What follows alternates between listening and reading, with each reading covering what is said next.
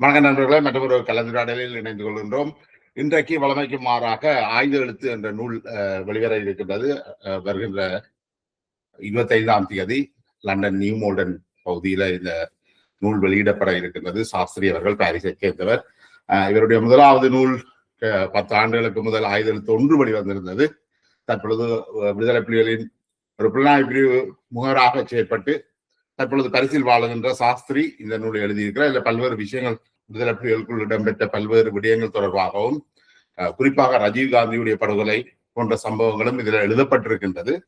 இது தொடர்பில் இந்த நூல் வெளியீட்டு விழாவை ஏற்பாடு செய்திருக்கின்ற திரைப்பட இயக்குனர், அரசியல் ஆய்வாளரும் கூட புதியவன் ராசையா எங்களோடு இணைந்து கொள்கின்றார். வணக்கம் புதியவன். புதியவன், ஆயுத இந்த நீங்கள் நீண்ட காலமாகவே விடுதலை புலிகள் தொடர்பில் பல்வேறு விமர்சனங்களையும் வைத்துக் கொண்டு வந்தவர். அந்த வகையில ஆயுத எழுத்து எழுதுகின்ற சாஸ்திரி கூட விடுதலை புலிகளுக்கு எதிரான விமர்சனங்கள் வைப்பவர்கள் மீது மிக கடுமையான விமர்சனங்களை 2009 வரை வைத்து வந்தவர். அடிப்படையில எப்படி இந்த உங்கள் இருவருக்கும் இடையிலான உறவு எப்படி வந்தது? இந்த நூலை வெளியிடுவது தொடர்பில் எப்படி அந்த முடிவு எடுத்தீங்க? இப்பவும் பெரிய உறவு கிடையாது. ஆனால் ஆயுத எழுத்து 1 நான் வாசிச்சேன். எனக்கு அது அந்த அணுகுமுறை நல்லா பிடிச்சிருந்தது. எனக்கு சரியா ஞாபகம் இல்லை. லண்டன்ல ஒரு இலக்கிய சந்திப்பு நடந்தது. அந்த இலக்கிய சந்திப்புக்கு தான் முதல் வந்திருந்தது. அப்ப அந்த இடத்துல இவர் எல்லாம் பெறக்கூடாது, இவர் ஆதரவு நிலப்பாடு எடுக்கிறவர் இந்த இடத்துக்கு வரக்கூடாது, அப்படி இப்படி ஒரு பிரச்சனை வந்தது. அப்பதான் நான் இவரை முதல் பார்க்கிறேன்.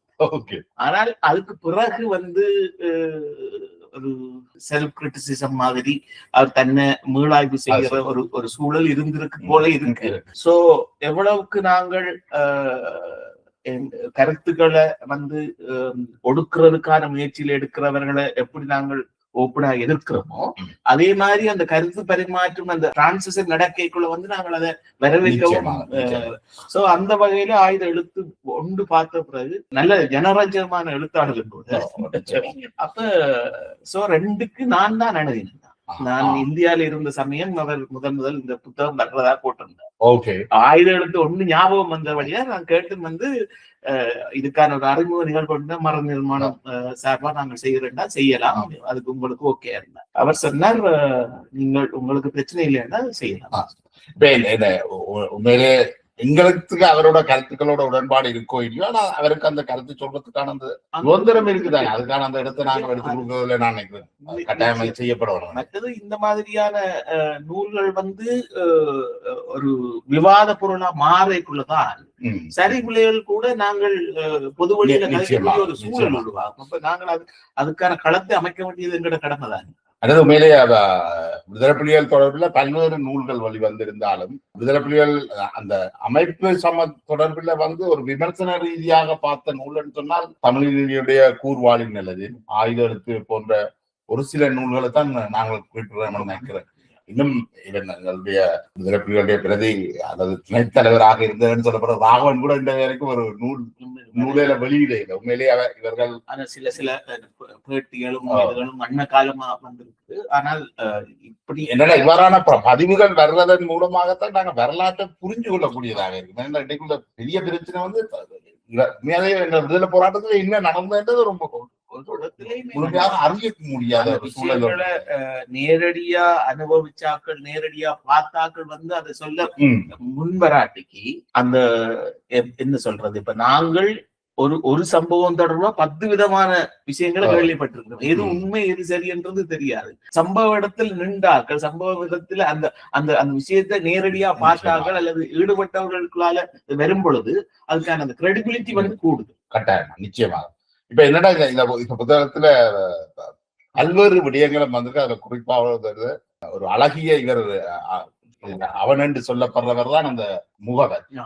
அவர் ஒரு ஆயுத வியாபாரம் மேற்கொள்ளக்கூடிய ஒரு அழகியோட அவருக்கு ஒரு உறவு வருது.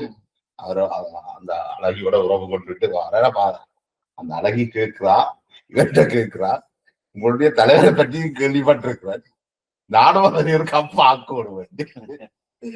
அப்ப அவர் எல்லாம் இதுக்கு மடிய மாட்டார், நீ அப்படி சந்திக்கணும்னு முயற்சி எடுத்தா நீங்க காணாம போயிடுவாங்க. அவர் சொன்னா எதுக்கு ஒருக்கா பார்த்துட்டு முடிவு எடுப்ப வேண்டும். உண்மையிலே இது ஒரு இயல்பான நகைச்சுவை விஷயங்களும் இருக்கு. அதே சமயம் ஆழமான காத்திரமான பல விஷயங்களை தர குறிப்பாக ராஜீவ் காந்தியுடைய கொலையில வந்து 3 இடங்கள் தெரிவு செய்யப்பட்டதாக சொல்லப்படுது இந்த நூல்ல.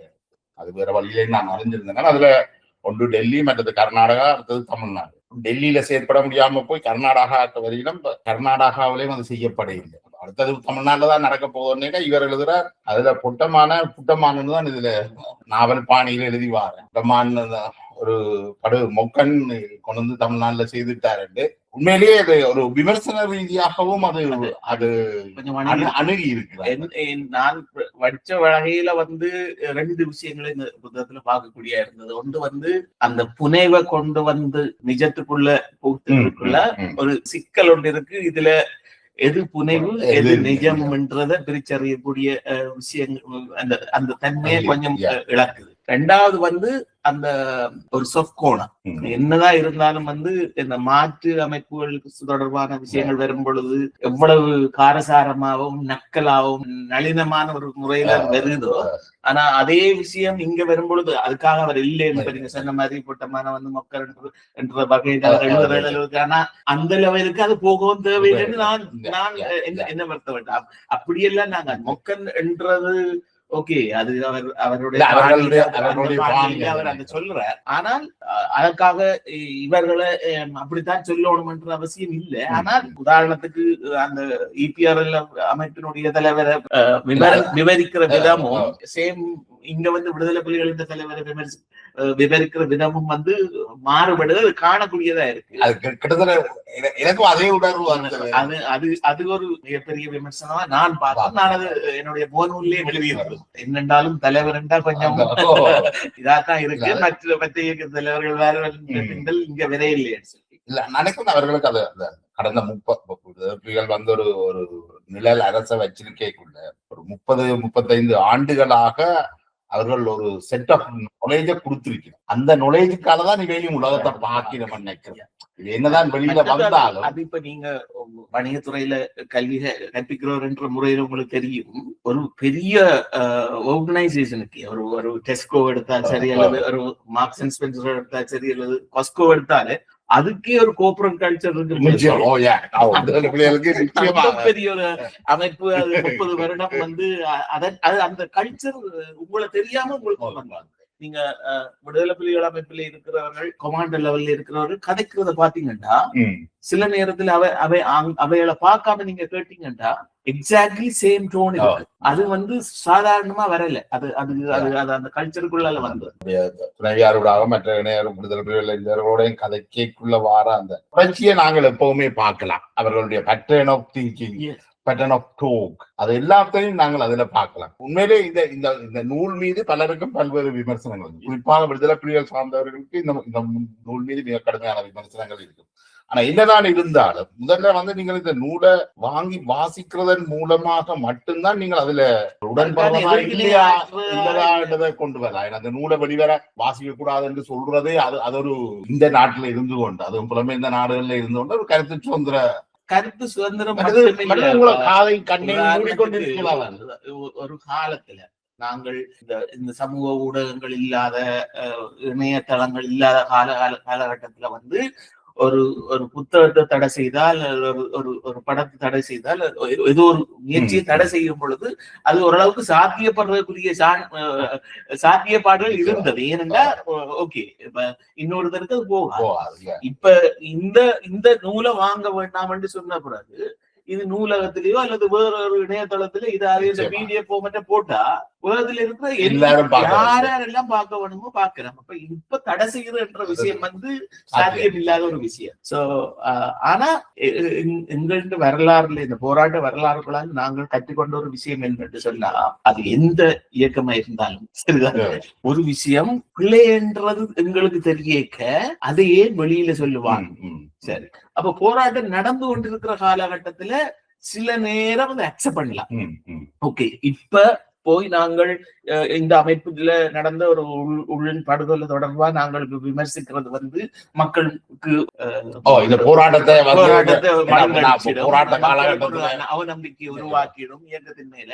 அப்ப இந்த காலகட்டத்துல அது அவசியம் இல்லையென்று நாங்கள் அதை ஒதுக்கிக் கொள்வது வந்து அது தேவையான அம்சமா கூட இருக்கலாம். ஆனா இப்ப எல்லாமே முடிச்சு போன பிறகு ஏன் இப்படி நாங்கள் தோத்து போனோம், இவ்வளவு வாரிய ஒரு அழிவை நாங்கள் ஏன் சந்திச்சோம், ஏன் தோற்றம்ன்றத இந்த மாதிரியான விஷயங்களுக்கு கூடாகத்தான் நாங்கள் கற்றுக்கொள்ளலாம். ஒரு மீள் பரிசீலனைக்கு உட்படுத்துறதுக்கு தயார் இல்லையா இது சமூகம் அடுத்த கட்டத்தை நோக்கி எப்படி போகும் போயலாம். குறிப்பாக சாஸ்திரி போன்றவர்களுடைய கமலினி போன்றவர்களுடைய எழுத்து வந்து இந்த போராட்டத்தின் மிக முக்கியமான அவர்கள் என்ன எழுதுகிறார்கள் என தெரியல. ராசநாயகம் ஈழ போராட்டத்தில் எனது சாட்சியம், புஷ்பராஜன் நூல் தொடர்பில் ராஜநாயகம் சம்டைம்ஸ் ராஜநாயகம் சொன்னது என்ன, இந்த புத்தகத்திலே ஒரு 10% உண்மை இருந்தாலே அது பெரிய விஷயம். அதேதான் அதே போலதான் சாஸ்திரியுடைய புத்தகத்திலே 10% உண்மைகளை இந்த புத்தகம் கொண்டிருக்க மாட்டேன். நிச்சயமாக அந்த உண்மையில கொண்டிருக்கிறது தான் நான் நினைக்கிறேன். குறிப்பா ரஜீவ்காந்தி படுகொலை நடந்ததுதானே, அது சம்பந்தமான சில பதிவுகள் இருக்கு. அப்ப அந்த அடிப்படையில இந்த உண்மைகள் எங்களுக்கு தெரிய வேண்டும் என்ற நாங்கள் தகவல்களை வச்சுக்கொண்டு தான் நாங்கள் முடிவுகளை எடுக்கலாம். அப்ப இனிமேலாவது நாங்கள் வெறுமனே உணர்ச்சி வசப்பட்டு எங்களுடைய அரசியல் முடிவுகளை நாங்கள் அது எங்க கொண்டு விடும். அப்படி எடுக்கிற முடிவுகள் என்ன விளைவுகளை தரும், அது திருப்பியும் இந்த சமூகத்துக்கு பாதகத்தை ஏற்படுத்துற விளைவுகளை தெரியுமே தவிர ஒரு நாள் நல்ல விளைவுகளை தராது. இப்ப சாஸ்திரியுடைய ஆயுத எழுத்து போல the spy tiger the 505 சொல்லி காகுஸ்தன் அரியரத்னம் ஒரு நூலை வெளியிட்டு இருக்கிறார். காகுஸ்தன் என்றது ராமனுடைய இன்னொரு பெயர். அவரும் இவர்கள் இருவருமே ஒரு உளவாளிகள் தான். 2 பேருமே விடுதலை புலிகள் அமைப்புல வேலை செய்த உளவாளிகளாக செய்யப்பட்டவர்கள். இவர் வந்து காகுஸ்தன் வந்து டபுள் ஏஜென்டோ மல்டிபிள் ஏஜென்டோ தெரியல. அப்ப இவர் அதுல சொல்றார் வந்து ரஜீவ்காந்தியுடைய படுகொலையை தாங்கள் ஏன் செய்தோம், எப்படி அந்த தகவல்களை பிரபாகரன் தான் செய்தார் என்ற வாக்குமூலத்தை பிரபாகரன் இருந்து எடுத்துக்கொண்டு இந்திய உளவு ஸ்தாபனத்தை கொடுத்து பிரபாகரன் தான் அதை திட்டமிட்டு செய்தார் என்றதை உறுதிப்படுத்தினது தான் என்று சொல்லி சொல்றாரு. அப்ப இந்த விஷயம் நாங்கள் கண்ணை மூடிக்கொண்டு பூனை கண்ணை மூடிக்கொண்டு பால் குடிக்கிறதால உலகத்துக்கு பூனை பால் குடிக்கிறது தெரியாதுன்னு நினைக்கல. அதை நான் எல்லாமே இன்றைக்கு பொதுத்தளத்துல வந்துட்டு வருகிற பொழுது இது வந்து ஒரு அமைப்பை சேரடிக்கிறதுக்கோ இந்த அந்த அமைப்பில போராடின எல்லா போராடிகளின் மீது ஒரு கரையை படிக்கிறதுக்கோ செய்யற வேலை எல்லா அமைப்பிலையும் ஜெனீனாவைத்தான் இந்த போராட்டத்தை நோக்கி போராடுறதுக்கு போறோம். அவங்களோட நோக்கம் என்னன்னு தெரியாலும் கொள்கை ரீதியா அவர்களுக்கு எந்த விளக்கம் இல்லை என்று சொன்னாலும் அவங்க செய்த உயிர் தியாகங்களை அவமதிக்கலாம். ஆனா பிரச்சனை என்னன்னு சொன்னா 1000 பேர் உயிரை கொடுத்து போன ஒரு போராட்டம் தோத்துட்டு கண்டால் அது எங்க இந்த பிரச்சனைகள் நடந்ததுன்றதை நாங்க அறியணும். அது இந்த மாதிரி புத்தகங்கள் வராமல் இந்த மாதிரியான நபர்கள் தங்கள் விஷயங்களை வெளியில கொண்டாம நாங்க எப்படி அறிஞ்சு கொள்றது? இன்னொன்றும் இருக்கு. இலங்கை சுதந்திரம் அடைந்த காலத்தில இருந்து இதெல்லாம் நடக்குதுன்னு சொன்னால் நாங்கள் கையாண்ட ஸ்ட்ராட்டஜிஸ் அது நாங்க சரியாத்தான் கையாண்டுருக்கிறோமா, இதை வேற மாதிரி கையாண்டு இயலாதான். அதை வந்து நாங்கள் கற்றுக்கொள்ள வேண்டிய ஊர்ல நான் ஒரு தெருவுல போறதில்லை.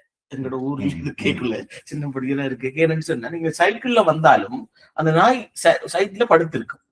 நீங்க சைக்கிள்ல வந்தாலும் வித்தந்தி கொண்டு வரும். நாங்க அது கொஞ்சம் மேட்டுல இருந்து கீழே வாரபடியா கொஞ்சம் நல்லா விளக்கிட்டு காலை தூக்கி மேற்பட்டு கடிச்சு. சோ பிறகு நான் அந்த தெருவை கம்ப்ளீட்டா அவாய்ட் பண்ணி வேறு ஒரு கொஞ்சம் தூரம் வந்தாலும் தூரத்தால போகணும். அப்ப ஒரு நாய்க்கே நாங்கள் ஸ்ட்ராட்டஜியை மாத்தி அப்ப இந்த பாதை பிள்ளை இந்த பாதையில போனா நான் ஒரு நாள் கடிக்கும்னு யோசிக்கிறோம்டா. இந்த 1000 பேர் காவு கொடுத்த பிறகு நாங்கள் அதை ஏன் பிழைச்சது என்று பார்க்க கூடாது என்றால் இப்பவும் நாங்கள் சொல்றதை மட்டும் கேளுங்கன்னு சொன்னால் அது எந்த பிரயோசனையும் இம்ப்ரூவ் ஆகுது சொசைட்டிக்கு. நிச்சயமா நான் நினைக்கிறேன் இதை நீட்டு கொண்டு போகவில்லை. முடிந்த வரைக்கும் நீங்கள் இந்த பிரித்தானியாவில் இருக்கக்கூடிய லண்டன்ல இருக்கக்கூடியவர்கள் ஜனவரி 25 நியூ மாடல்ல நடக்கின்ற இந்த புத்தக வெளியீட்டுல நீங்கள் கலந்து கொள்ளலாம். கலந்து கொண்டு உங்களுடைய பிரதிகளை பெற்றுக்கொள்ளலாம். அதன் பிறகு அதனை வாசிக்கிறதன் மூலமாக நீங்கள் உங்களுடைய விமர்சனங்களை பொதுத்தளத்திலே வைக்கலாம். அந்த விமர்சனங்கள்ல இருந்து கூட பல்வேறு தகவல்கள் வாரதுக்கான வாய்ப்பு இருக்குது. எழுத்தாளர் சில வேளை தவறுகள் விட்டிருந்தால் நீங்கள் அதுகளை சுட்டி காட்டுறதுக்கான வாய்ப்புகளும் இருக்குது. எங்களுக்கு தேவை என்ன நடந்த உண்மைகள் மக்களுக்கு வருகிற மக்களுக்கு ஒரு உரிமை இருக்குது. கடந்த காலத்துல என்ன நடந்ததை தெரிந்து கொள்ற உரிமை இருக்குது. அதை நாங்கள் யாரும் மறுக்க இயலாதுன்னு நான் நினைக்கிறேன். அது இப்படியான நூல்கள் அல்லது ஊடகங்கள முதல் வேலையே மக்கள்கிட்ட கொண்டே ஒப்படைக்கிறது, மக்கள்கிட்ட சேர்க்கிறது. அந்த வகையில நாங்கள் இது ஒரு முக்கியமான நிகழ்வா என்று நான் நினைக்கிறேன். நிச்சயமா உங்களோட நேரத்தை ஒதுக்கி எங்களோட வந்து இதை பயின்று கொண்டமைக்கு மிக்க நன்றி ஷன். நாங்கள் ஜனவரி 25ஆம் தேதி சந்தித்துக் கொள்வோம். நன்றி நேயர்களே. நன்றி.